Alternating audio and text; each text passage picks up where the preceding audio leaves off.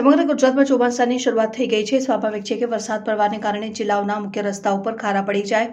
પરંતુ સવાલ એ પેદા થાય છે કે જાહેર માર્ગો ઉપર જે પ્રકારે રોડ રસ્તા બનાવવામાં આવે છે તેમાં કેવા પ્રકારની મટીરિયલ્સ વાપરવામાં આવે છે, જેના કારણે ચોમાસાના વરસાદની અંદર રસ્તા ધોવાઈ જાય છે।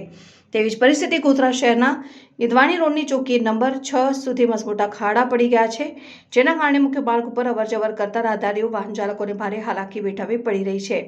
બીજી બાજુ ગોધરા શહેરનું ગીધવાણી રોડ ઉપર મોટાભાગના વેપારીઓ પોતાનો ધંધો કરે છે, જેના કારણે આ રોડ ઉપર મુખ્યત્વે ભારવાહક વાહનો અવરજવર કરતા હોય છે, ત્યારે મસમોટા ખાડામાં ભારવાહક વાહનો ફસાઈ જવાના બનાવો બનતા હોય છે। ત્યારે આ મસમોટા ખાડાઓમાં ગોધરાના ઉદ્યોગપતિ હાજી ફિરદોસ કાઠીએ પોતાના સ્વખર્ચે ગોધરા શહેરના ગીધવાણી રોડની ચોકી નંબર 6 સુધી મસમોટા ખાડાઓમાં કપચીના ડસ્ટ દ્વારા ખાડાઓને પુરાણ કરવામાં આવ્યું છે, જેના કારણે અવરજવર કરતા રાહદારીઓને વાહન ચાલકોએ ઉદ્યોગપતિ હાજી ફિરદોસ કોઠીનો આભાર વ્યક્ત કર્યો હતો। અને બીજી બાજુ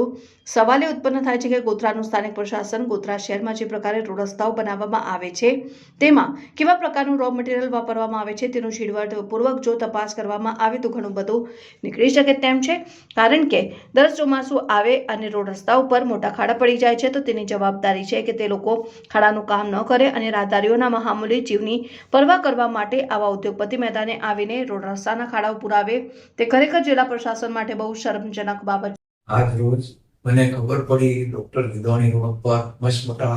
વરસાદના પાણીથી ખાડા પડી રહ્યા છે। તાત્કાલિક અસરથી મેં પૂરણના ટ્રેક્ટરો મોકલાવ્યા અને એ ખાડા 6 નંબર ચોકી સુધી જેટલા ખાડા હતા એ બધા પૂરી દેવામાં આવ્યા છે।